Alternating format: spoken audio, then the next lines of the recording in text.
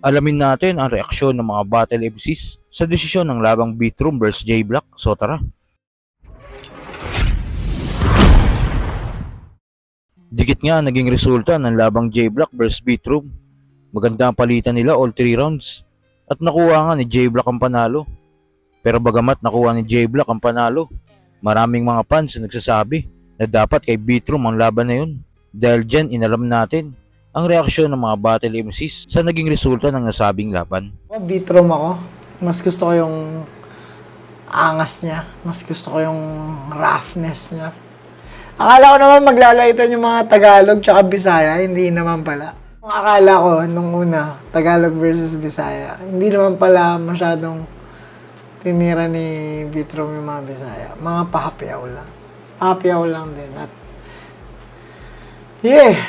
Beatrom ako sa third round. Beatrom ako sa first round. J-Block ako sa second round. So, mga boboto, Beatrom ako dito.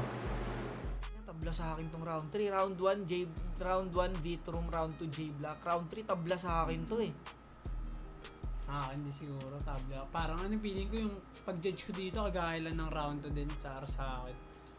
Ganun parang ganun siya lumalabas. Pero sa oras, bagay di naman to isa buhay, no? Hindi naman siya isa buhay. Hindi ko alam anong rito. Tabla ako rito eh. Diba?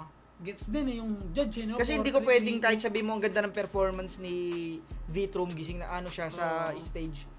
Yung angulo kasi ni J-Block malaman eh. Maano siya eh. Tsaka pang-judge, no? Pang-judge siya eh. Hindi ko man makuha yung crowd, no? Pero talagang papasok siya sa isip mo habang nagja-judge ka, no?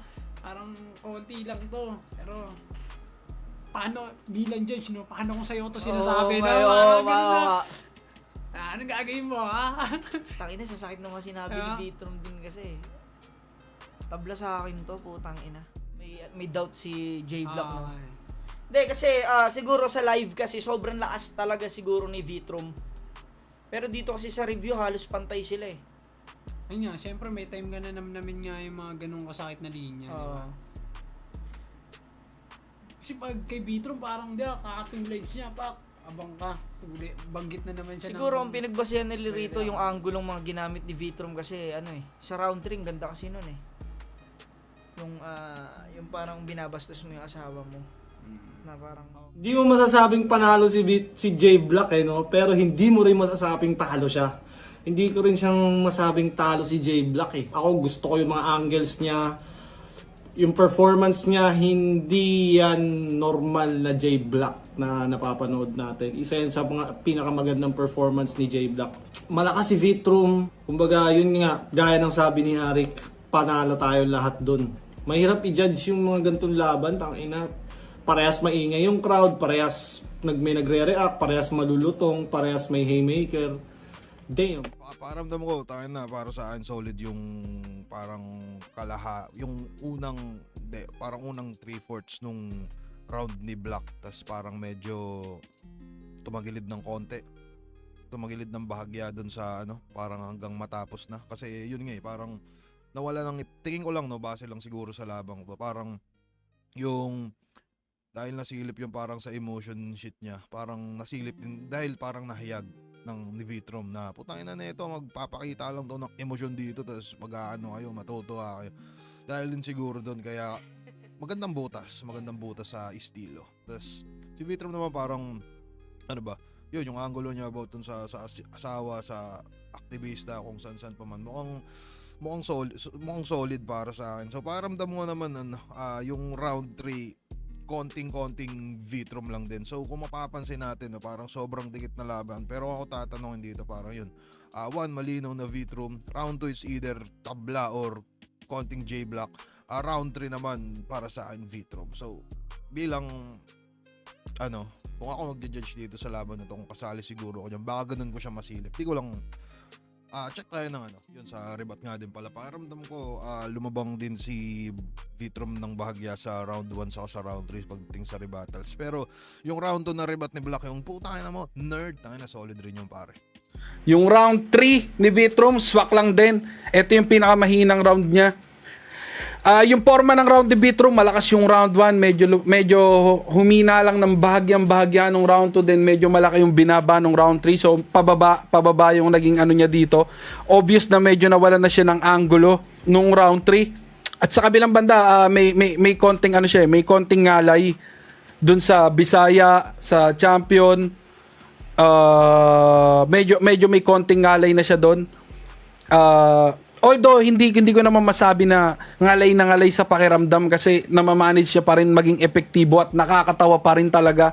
Kumbaga nagkakagawa pa rin siya ng paraan para panggalingin yun sa iba't ibang lugar o sa iba't ibang anggulo. Pero ang kaibahan kasi nila ginawa ni J-Block yun, isang round lang, so medyo hindi siya nakakangalay. Yung ginawa ni Vitrum, sa isang buong 3 round niya in-stretch yun, kaya nung round 3 medyo mahina na. Although malakas pa rin at mas maganda pa rin yung pagsalubong na ginawa, na binigay ng tao sa kanya, kesa sa binigay ng tao kay J-Block nung round 3. Pero kasi magkaiba din yung flavor nung round nila. Si J-Block, marami siyang angulo na binuksan, kulang sa tuldok, kulang sa pako. Si Vitrum naman, konti yung angle na binuksan, pero may mga pumapako siya, although may ngalay nga lang ng konti. So round 3, medyo nahihirapan ako sa round 3 sa kadahilanan na magkaiba yung atake nila at medyo dito na lumaylay si Vitrum. Siguro yung round 3, itatabla ko. Kasi pakiramdam ko halos parehas lang yung intensity nung ginawa nila, same impact lang yung ginawa ni J-Block sa impact nung ginawa ni Vitrum. May ngalay lang talaga dun sa ginawa ni Vitrum ng konti. Kumbaga medyo nangalay ako ng konti dun sa sa Bisaya. Although nakikita mo naman, gets me yung intention niya At na-manage niya pa rin na maging epektibo sa sa live So hindi ko kayang ibaba ng sobra yon. Pero kung hindi ko ibababa yon, pwede kong sabihin na makuha niya tong round 3 ng slight kaysa kay J-Block At kung ibababa ko naman ng sobra yon, for example, kung isa ako sa mga Bisaya judge na sure ako na kung Bisaya judge ka, pwedeng mas mangalay ka Kasi kayo yung topic dun So mas mararamdaman mo na kayo yung gamit na armas laban sa kapwa nyo Bisaya. So may ganun din Pero sa akin hindi, Tagalog ako So ako ang emosyon na pumapasok sa akin mas moron tanginan to, ang lakas ng loob nito. All 3 rounds niyang ginawa yon. All 3 rounds niyang ginamit yon para makatulong sa round niya. Kaya hindi siya masyadong bumaba sa akin. May konting ngalay lang pero mas epektibo pa rin ng dihamak sa akin si Vitrum nung round 3. Pero kung sa intensity lang nung mga pinakita nila, masasabi ko na almost pantay lang sila doon. Pero ang overall winner ko dito si Vitrum sa kadahilanan na So kayo ba mga quiz? Tama ba na kay J-Block ang panalo? O dapat kay Vitrum yun? Kung naman sa loobin mo, comment mo lang sa baba na mapag-usapan natin yan. So yun lang. God bless.